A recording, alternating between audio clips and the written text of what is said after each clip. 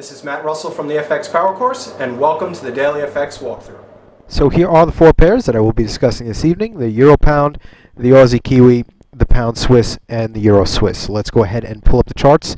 The first chart is the Euro Pound, and this is the simple support line that I've been using for the past, I'd say, 10 reports or so now. Prices have come down and actually exceeded the low over here, the lows of these candles right here, by just a few pips. So moving forward, I would maintain still a slight bullish bias against the 87, 85 area. However, with prices hovering right at that level right now, if prices do close beneath the level, I would then switch over to a slight bearish bias. But again, we'd have to wait for this daily candle to close beneath that 87, 85 area. The next chart is the Aussie Kiwi, and not much has changed here. As I mentioned a few reports back, still trading the short signal off this doji candle right here. The high of the doji candle is 129.36, so prices have sold off from that doji appearing.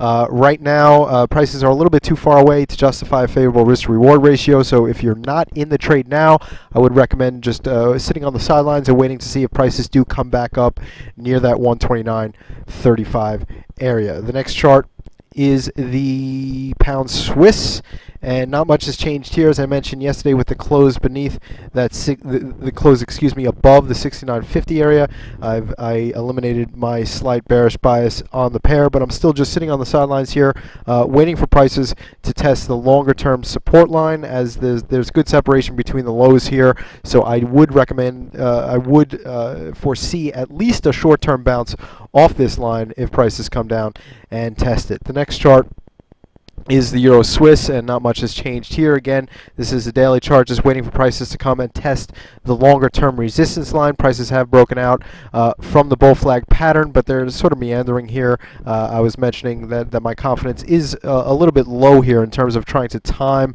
the entry here with a move back up to that resistance line.